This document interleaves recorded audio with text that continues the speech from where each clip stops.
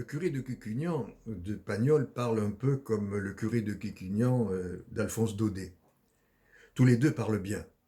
L'ancien est délicieux, le nouveau plus théologien et non moins spirituel connaît mieux la psychologie des hommes. La miséricorde l'emporte sur la misère et c'est un message de confiance. Voici ce qu'il dit à propos de la confession. Et pourquoi vous avez peur?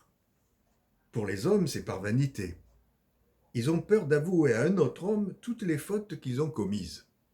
Et ils s'imaginent que je vais prendre des notes dans ma tête et que si je les rencontre dans la rue, je vais les regarder d'un air malicieux en pensant à leur confession.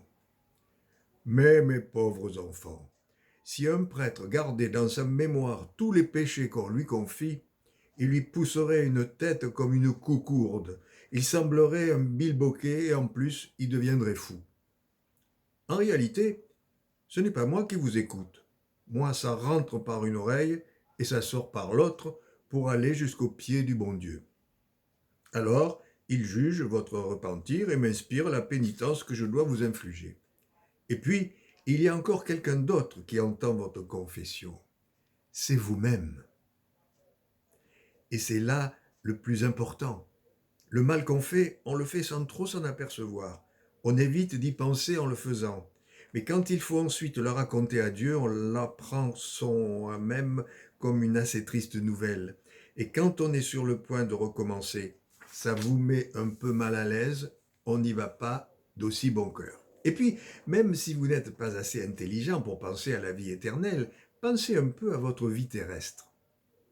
Si vous saviez comme on est bien, comme on est calme après une bonne confession. Moi, j'y vais le lundi chez monsieur le curé de Gravaison. Eh bien, mes amis, quand je reviens le soir, à pied, sur cette belle route, avec le soleil couchant juste en face, je suis heureux comme un bique fide. Et lundi dernier, je me suis aperçu que je chantais, et pas un psaume, une chansonnette profane. Je ne vous dirai pas laquelle ou vous vous moqueriez de moi. Et c'est ça, le premier bienfait de la confession.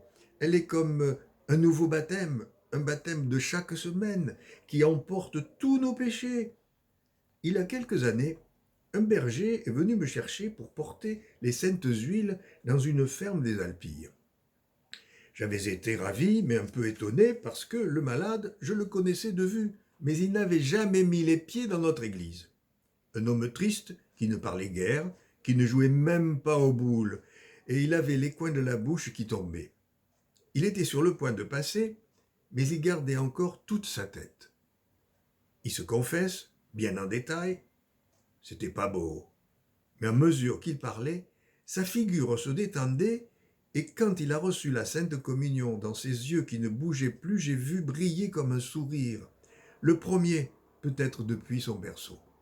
Et moi, j'avais envie de prendre ce mourant par la cravate et de lui dire « Espèce d'imbécile d'agonisant, alors tu as passé 30 ans de misère avec ce paquet de fumier pendu à l'artère du cœur quand tu n'avais qu'à venir le déposer sans dire ton nom dans notre petit confessionnal derrière ce mauvais rideau qui est bien plus épais que la muraille de Chine. » La muraille de Chine, c'est un mur tellement large qu'ils ont fait une route dessus.